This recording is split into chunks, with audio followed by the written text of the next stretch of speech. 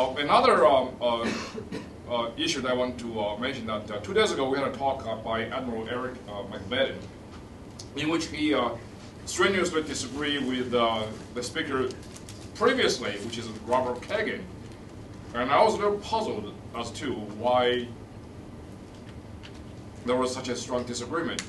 And because I know Robert Kagan, and I didn't recall that he had views like that exactly. And it turned out it was not Robert Kagan, it was Robert Kaplan, who used to teach at the Policy Department over there. And Admiral McBaden, after I pointed out to him, and he recognized the mistake and sent me emails, he asked me to basically to say that on record. That's the record there. So, as the doctor mentioned, the 2 days before, the day before yesterday, we got a very good speaker, the Admiral McBaden. Okay, so anyway, so Admiral McBaden. Okay, so I'm really afraid to talk just after his speaking because it looks like he played as a curtain raiser for me, right? So suddenly I remind the Japanese comedian community. So sometimes, when new comedian debut, his master play a curtain raiser. So maybe the Admiral kindly play as a curtain raiser for me. So now I'm starting. So about 1 month ago, so Japan's Prime Minister Taro Aso visit to Oval Office as the first foreign leader invited by President Obama. So, and a couple of weeks before this visit, Hillary Clinton, Secretary of State, has visited to Japan, which was the first country for her to visit as a secretary.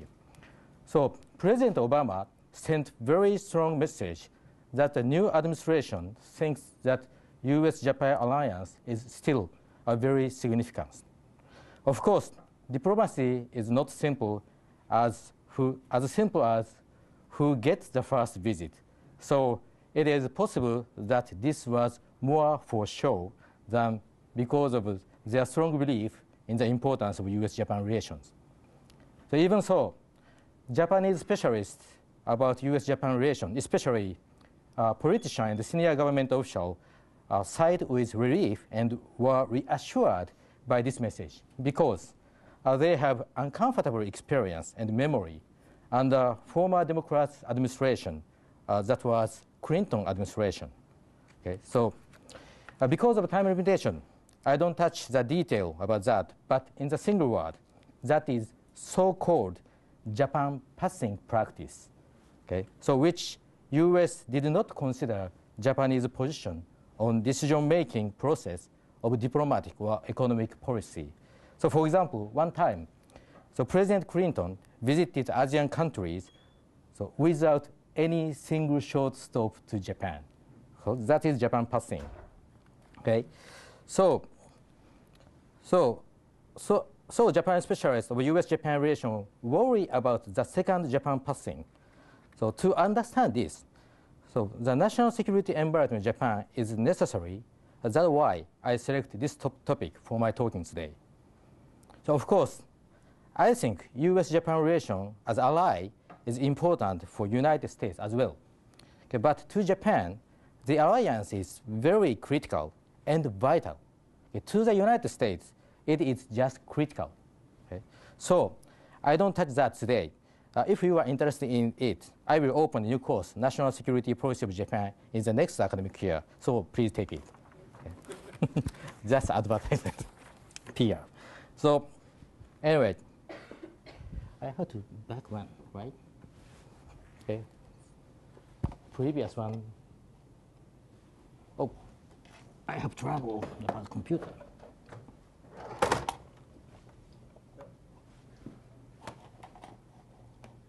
Anyway, okay.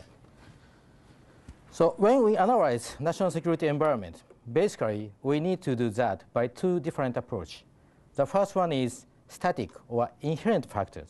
The other is dynamic or external factor. In the case of Japan, the external factor can be categorized to situation in vicinity of Japan and international or global situation. So now I like to start from Japanese geographic characteristic is as static factor. So Japan locates just off the east edge of the Eurasian continent. The distance between the continent and Japan is less than 500 nautical miles. In some part, it is less than 400 nautical miles. So it means, so if you start the coastline of the continent by destroyer and sprint it, so you can reach and pass through the island within 20 hours. And in the case of the airplane can reach Japan within 2 hours. Okay? So this table shows some geographic and demographic data. So please look at the second row. Okay, second row. Second row. Okay. So the size of Japanese land mass is almost same as California, and around 4% of whole US or China. However, if we measure the distance from north to south, this is very long. So this screen shows US map overlaid with Japanese map. So the length of Japanese landmass is almost same as one from US-Canadian border to US-Mexican border. Okay. Actually, so this Japanese map does not include the part from Kyushu Island to the Ryukyu or Okinawa. So its distance is almost same as half of the 4 main islands. So if I add the part to this map, it goes down to the Yucatan Peninsula of the Mexico. Okay? So Japan is very small, but very long and thin country, locating very close to the Eurasian continent. It means that Japan does not have enough strategic depth. Okay? We don't have enough strategic depth. This is very traditional Japanese anxiety on its national security. Okay? Now, please back to the table and look at the first and third row. First and third row. Okay? So Japanese population is 127 million. Chinese population is roughly 10 times of the Japanese, and that of the US is 2.5 times. So as I mentioned, the Japanese land mass is just 4% of USA or China, but a notable datum is the size of arable or cultivable land. Only 12% of the land is arable for the large population. In the case of the USA, arable land per capita is 1.5 acre. Okay?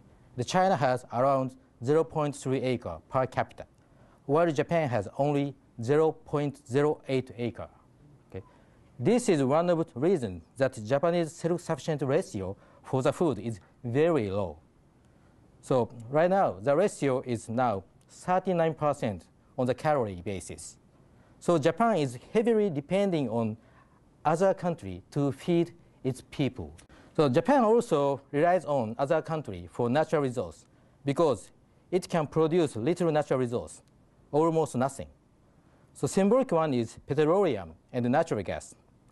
Now we import 99.6% of petroleum and 96.4% of natural gas. Okay? And 89% of the oil comes from Middle East. In sum, without sea lift and trade, Japan cannot survive. Okay? So cannot prepare us, but also cannot survive. So Japan also, that's other characteristics.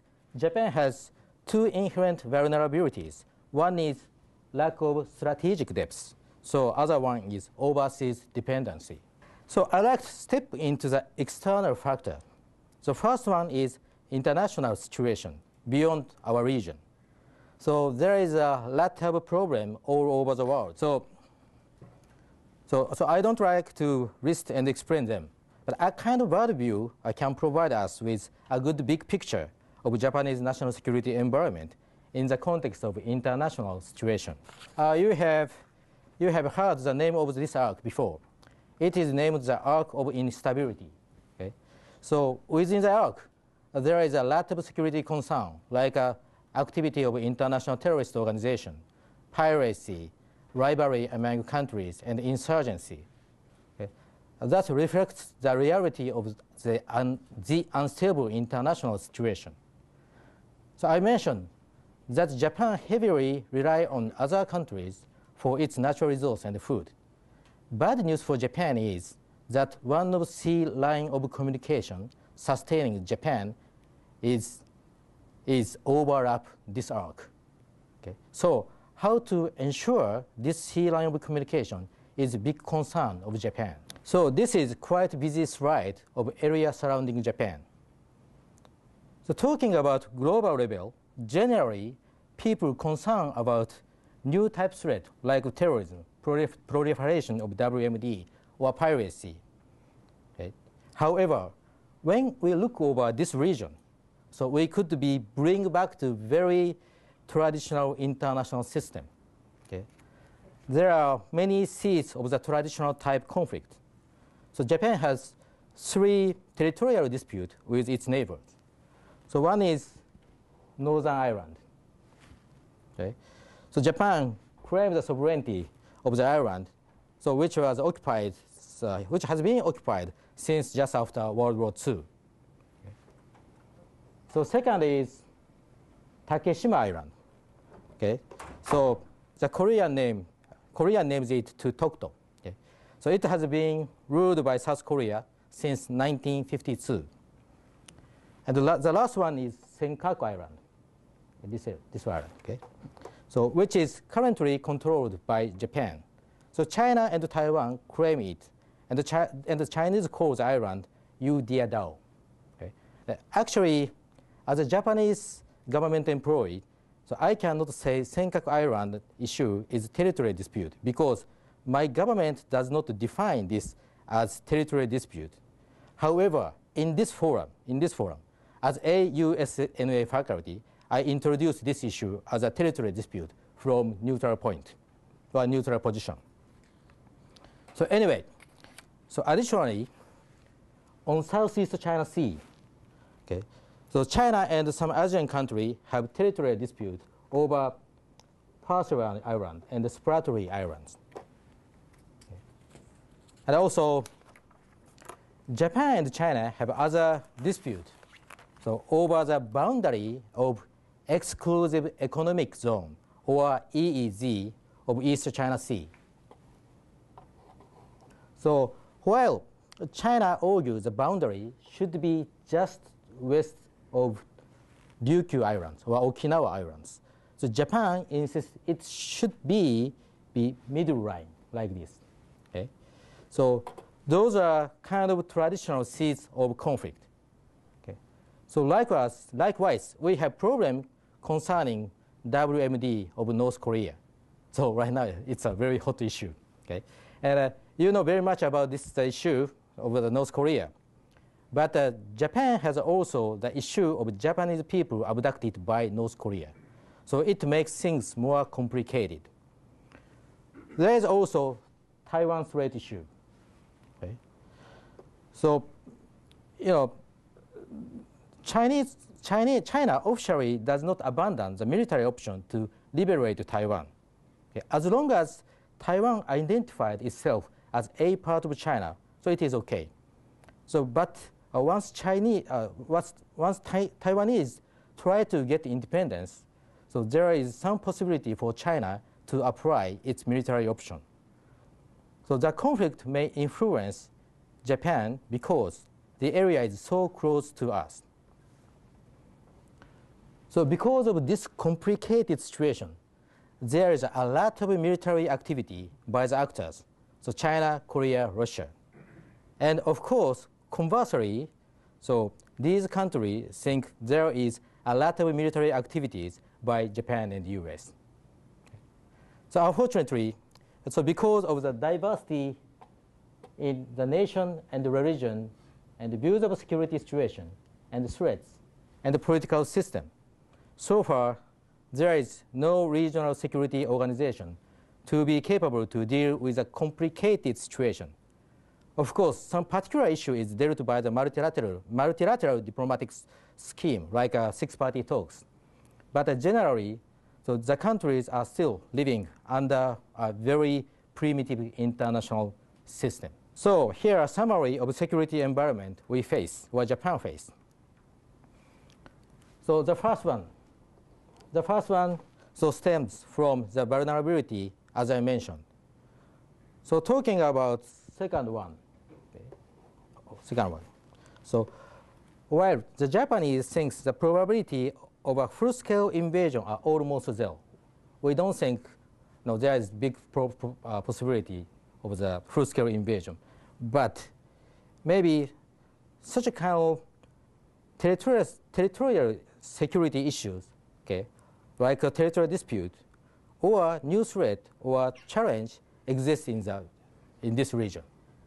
So there are a lot of seeds of the traditional type conflict on the local basis. And as to international or global level, as 9/11 clearly showed, we face new threats such as international terrorism and the threat of proliferation of the WMD. So it might break the stability of the international system, so which Japan rely on. So under the Cold War, these problems did not come up to the surface because the control of the two superpowers was very strong, or sometimes any conflict tended to be taken advantage of by one superpower to check its other counterpart. In other words, in those days, Japan lived in the stable condition under the threat of full-scale invasion by Soviet Union. But now, Japan is living in the unstable condition without the full-scale invasion threat. So considering the security environment, so Japan defined two objectives of Japanese national security. The first objective is to prevent any threat from reaching Japan, and in the event that it does, so repel it and minimize any damage. The second objective is to improve the international security environment or maintain the stability of the international system. So that also contributes to the first objective by reducing the chance that any threat will reach Japan.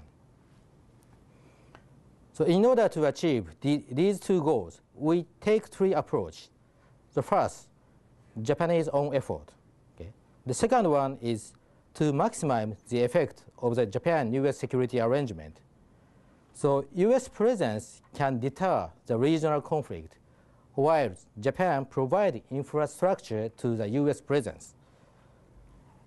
And also, one side can supplement counterpart's capability gap. So believe it or not, so Japan Maritime Self-Defense Force, or JMSDF, can do something that US Navy cannot do. So Japan's own effort and the Japan-US security arrangement is considered as a significant approach to the both goals, while the third approach, cooperation with the international community, may mainly work for the improving international security environment. Talking about cooperation with the international community, peacekeeping activity and reconstruction of the countries damaged by conflict or natural disaster are typical efforts Japan has done. So we could possibly provide maritime governance with other countries side by side. So for example, so far, Japan has shared the concern on the unstable situation of the slope in this arc. So there is some possibility for such a country to provide a kind of governance over the arc. In areas, for example, in areas surrounding Japan, Japan might provide sub-governance. And around Malacca Strait, some Asian country can provide patrol force. And India might take care of Indian Ocean.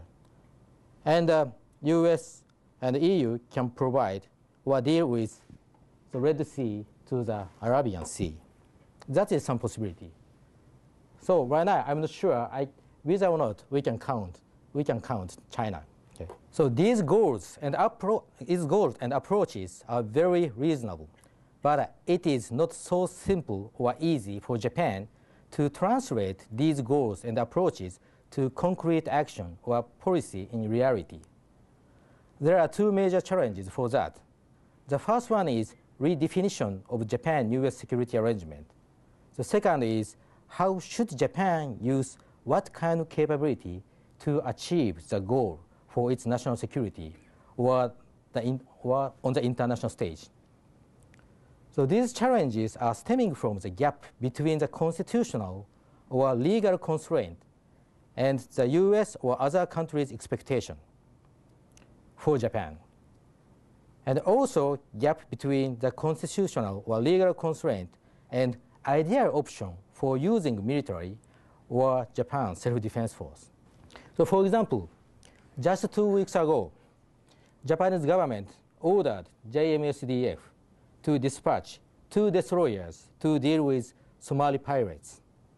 Also, JMSDF P3C Squadron is preparing for deployment to the region. In the area, so many countries already deployed their surface combatant to ensure the safety of the sea lift. So ideally, those Japanese assets should protect not only Japanese ship, but other flagship. However, under the current legal scheme, it is very difficult, not impossible, very difficult for them to protect ship under another country's flag.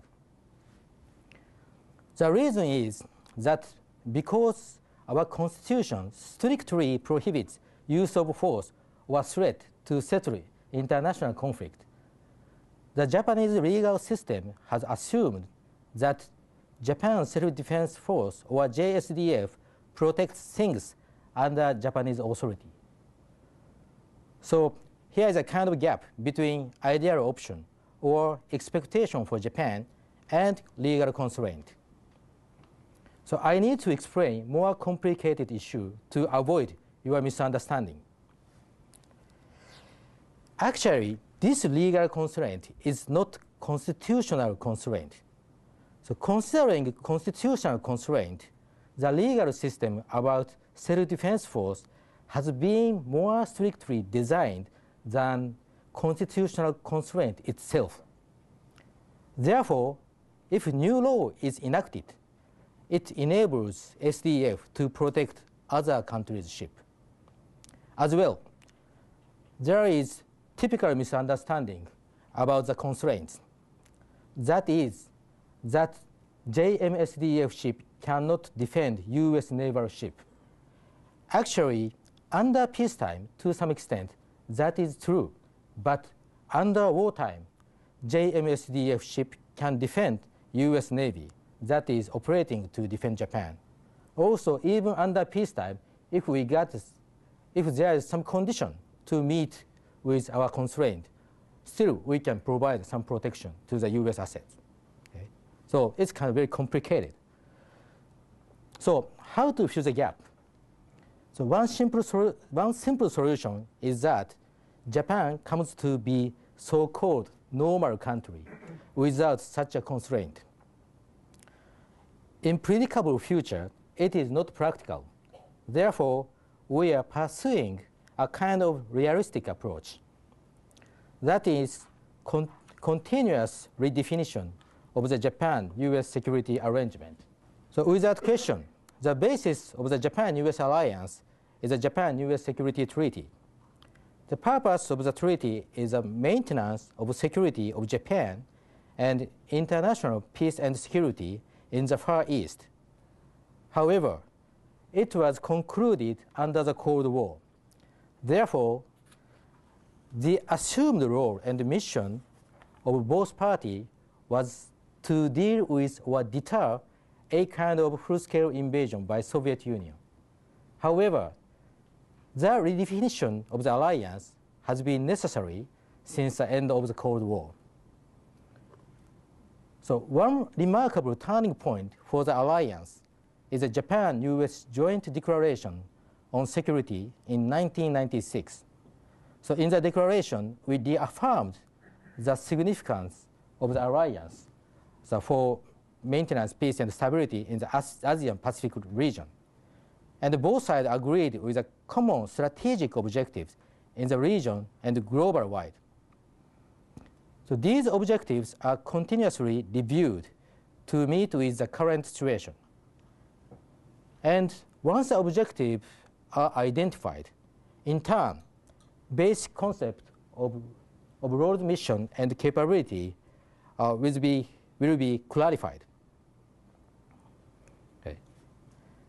So, and then some part of the concept will be able to apply to international cooperation. So in conclusion, so Japan is living in unstable security environment without the possibility of full-scale invasion. But because of its vulnerability, stabilizing the situation is very critical and vital for Japan. So we center the Japan-US alliance on the effort to stabilize the situation and redefine the alliance continuously. And then, putting the product to use, we enhance international cooperation to stabilize the international situation. So that is course of action of Japan. So I'm stop here.